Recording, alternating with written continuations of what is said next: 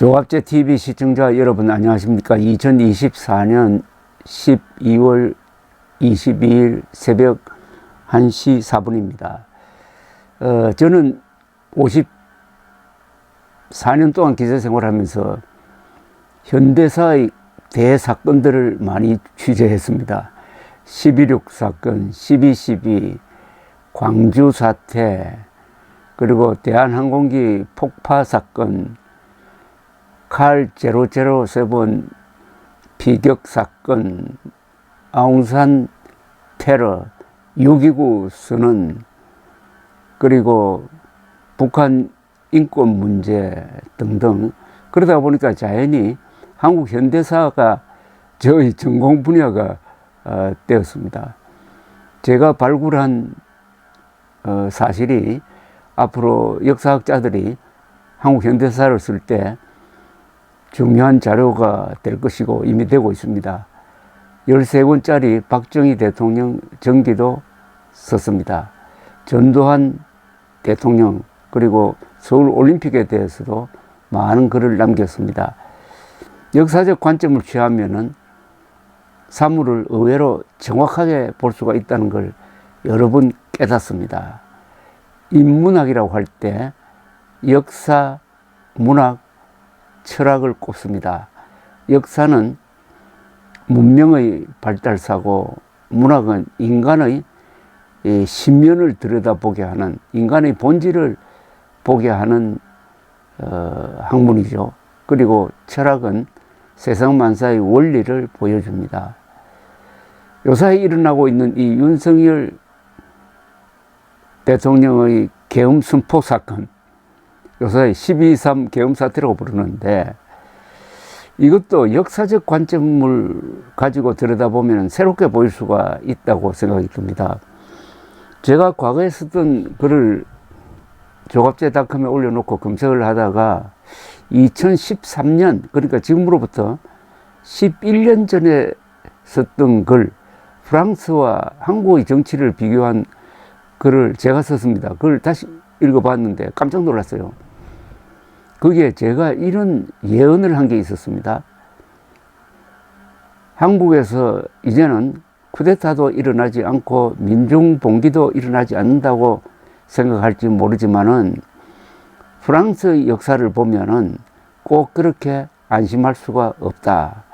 쿠데타도 일어날 수 있고 민중봉기도 일어날 수 있다. 앞으로도 그렇게 쓴 것을 확인을 했습니다. 그러니까 11년 전에 어떻게 보면은 윤석열 대통령의 계엄 선포, 흔히 친위 쿠데타라고 부르는데 이걸 예언한 셈이 되었습니다. 그러나 민중봉기는 아직 일어나지 않고 있습니다. 촛불 혁명이라고 그러는데 그거는 민중폭동하고는 조금 결이 다르고요. 자, 그래서 프랑스와 한국의 역사를 비교하면서 오늘날의 이 사태를 들여다보는 게 본질보다 제대로 보는 것이 아니냐 하는 생각이 들었습니다.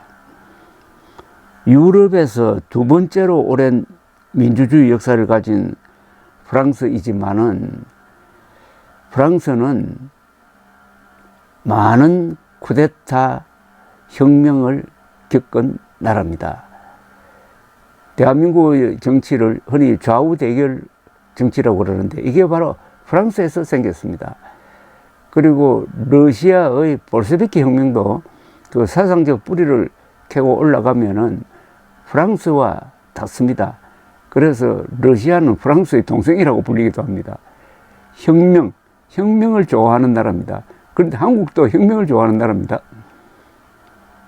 4.19 혁명, 뭐든지 혁명을 붙이려고 합니다. 촛불혁명 이런 식으로. 프랑스는 국가 명절이 건국일이 아니고 혁명기념일입니다. 1789년 프랑스 대혁명기념일이 가장 큰 축제가 되어 있는 나라니까 프랑스가 조용할 수가 있겠습니까? 불란서라는 불란서를 이렇게 풀이하지 않습니까? 날마다 경찰서가 불타는 나라 불란서. 프랑스는 프랑스 대혁명 1789년으로부터 169년 뒤인 1958년, 그리고 171년 뒤인 1961년에도 군부 쿠데타가 시도가 있었던 나라입니다.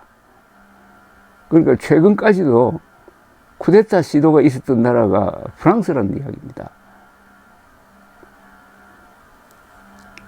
이런 사실을 모르는 사람들이 의외로 많습니다. 그래서 역사적 관점이 중요하다는 거죠. 좌우 대결은 프랑스에서 시작된 정치 행태입니다.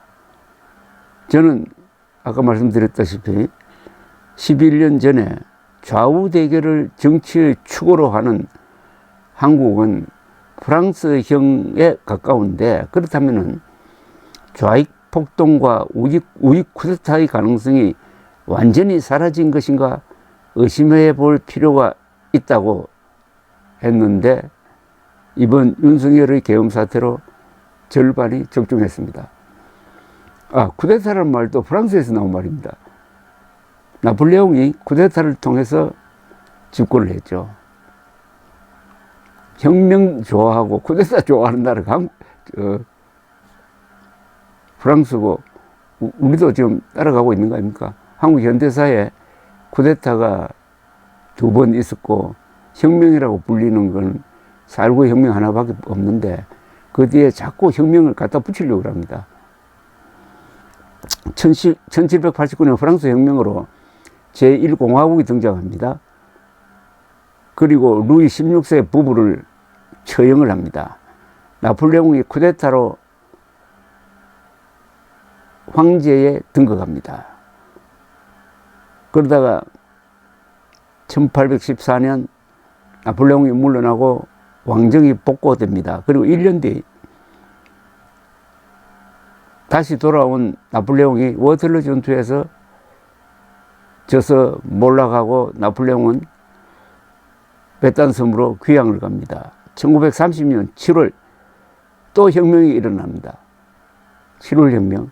그리고 새 왕조가 등장합니다. 그리고 1848년 2월 혁명.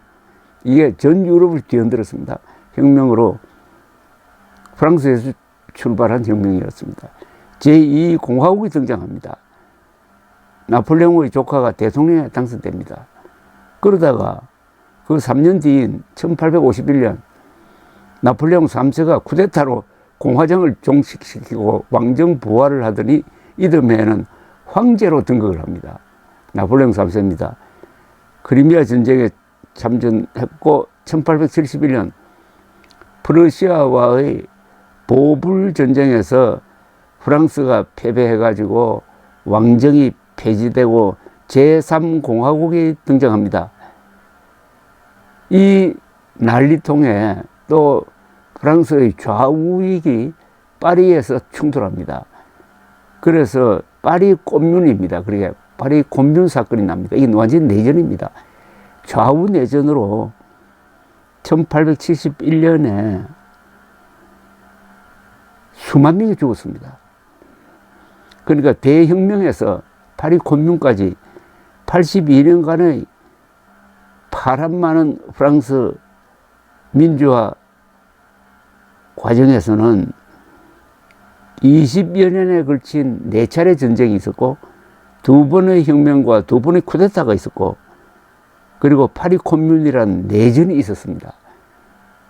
이런 역사를 우리가 해방 후의 역사와 비교하면 비슷합니다. 이런 소용돌이의 축은 지주, 상공업자, 교회, 군, 장교 중심의 우익과 노동자, 농민, 지식인 중심의 좌익 사이 대결이었어요.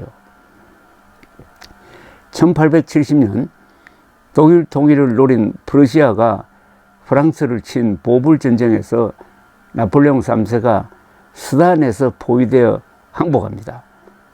프러시아군은 파리로 진격해가지고 이 도시를 포위하자 프랑스의 새 정부는 이듬해, 즉 1871년에 프러시아에 막대한 배상금과 알사스 로렌 지방을 바치기로 하고 항복합니다. 그런데 노동자와 지식인들이 중심이 된 좌익 시민군은 항복을 거부하고 파리 콤뮌이라는 독자 정부를 수립해가지고 파리를 장악합니다. 베르사유에 본부를 둔 정부군, 국회파라고 부릅니다. 정부는 좌파가 장악한 파리로 진격해가지고 2달간의 치열한 시가전 끝에 파리시 의회 중심의 좌파 세력을 일소합니다. 약 3만 명이 죽었습니다. 빅토르 유고는 파리는 이 내전으로 최량의 남녀, 가장 착한 사람들, 최량의 남녀 10만 명을 잃었다고 개탄했습니다.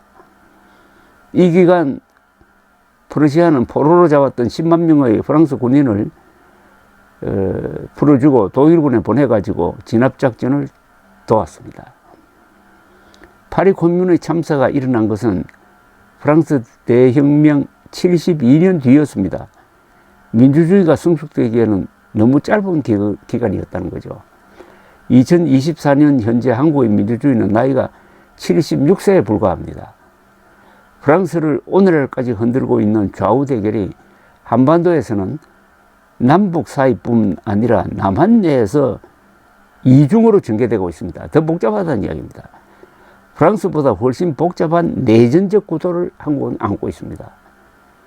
파리 콤뮌 같은 사건이 한국에서는 절대로 일어나지 않을 것이라고 낙관하는 이들이 있다면 세계사 공부를 다시 할 필요가 있겠습니다. 프랑스형 정치를 대한민국이 하고 있습니다. 그런데 1961년에 우리 민족 역사상 700년, 한 800년 만에 처음으로 군인들이 집권을 합니다. 그게 5.16 군사혁명이죠. 5.16 군사혁명. 그리고 1972년에 박정희 대통령이 친일 쿠데타를 합니다. 그게 바로 유신선포입니다. 어떻게 보면 2번 쿠데타를 한 사람이에요. 그리고 1979년 10월 26일 박정희 대통령이 돌아가시자 권력의 진공이 생깁니다. 그 속으로 정규 육사 출신 전두환 그룹이 그 진공을 메우면서 생긴 사건이 12.12 사건입니다. 12.12 군사 빌란이라고 그러죠. 그래야 해서 실권을 잡게 됩니다. 이것도 막 쿠데타라고 볼 수가 있습니다. 그 다음에 5월까지 진행된 여러 가지 격변 과정에서 5.18 광주 사태가 일어나는 겁니다. 그리고 여기에 저항하는 민주화 운동이 1980년대에 아주 혁명적 상황을 만들었습니다.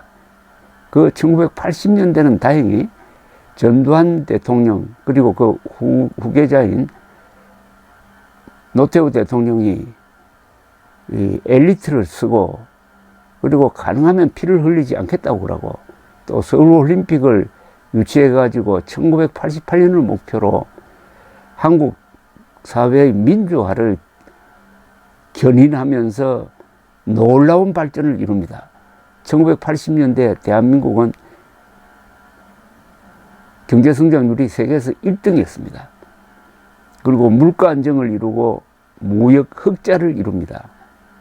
드디어 1987년 6.25 선언을 통해서 직선제 개헌을 받아들이고 선거를 통해서 새 정부를 구성합니다. 그 선거에서, 그 대통령 선거에서 노태우 후보가 당선이 되었습니다. 군인 출신이지만은 노태우 후보가 민간인 지도자 김대중, 김영삼, 김종필을 누르고 당선이 되면서 제6공화국이 열립니다. 우리는 지금 제6공화국 안에서 살고 있습니다. 이렇게 보면은 한국은 이제 절대로 군부 쿠데타도 일어나지 않고 민중혁명도 일어나지 않을 것이라고 봤지만은 저는 프랑스 역사를 들여다보면서 프랑스에서 1961년에도 쿠데타 시도가 있었다는 걸 들여다보면서 결코 우리가 안심할 수 있지 않다. 좌익 혁명 시도도 있을 수 있고 우익 쿠데타도 있을 수 있다라고 예언을 했는데 결국 반은 맞았습니다. 반은 맞았습니다. 그러니까 좌우 대결 구도를 가진 나라는, 그리고 그 국민들이 이성적이기보다는 감성적인 면이 강한 나라는 이렇게 아주 좋게 말하면 역동적이고 나쁘게 말하면 혼란을 부르는 이런 걸 겪을 수 있다는 이야기입니다. 프랑스는 1789년의 대혁명 이후 지금까지 1차 세계대전, 2차 세계대전, 보불전쟁, 크리미아 전쟁, 그리고 한 15년에 걸친 나폴레옹 전쟁을 치렀습니다.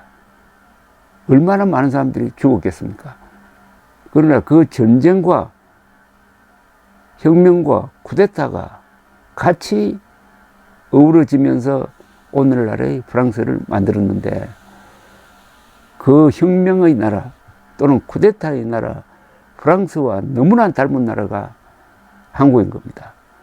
요사이 일어나고 있는 이 쿠데타 시도와 쿠데타 진압, 그리고 벌어지고 있는 이 군부를 겨냥한 광범위한 수사 또는 과잉 수사 면이 있습니다. 이것도 이런 역사적 맥락에서 들여다보면 다르게 보입니다. 지금 법률 기술자들이 군인들을 내란 세력으로 지금 몰아가고 있습니다. 이게 우리나라 군대를 자극할 가능성이 있습니다. 여기에 대한 반작용이 있을 수도 있어요. 고려에서 무신난이 왜 일어났습니까? 문신이 무신을 경멸하고 갖고 놀려고 하다가 무신이 화를 내면서 문신들을 죽이고 약 80년 동안 정권을 잡았던 그런 역사가 있듯이, 요사이 군인들을 검사, 경찰, 정치인들이 너무 심하게 몰아세우는 것은 상당히 위험한 반작용을 볼 수 있다 하는 것을 말씀드리고 싶습니다. 요 프랑스와 한국과의 관계에 대해서는 제가 몇 번 더 방송을 할 예정입니다. 감사합니다.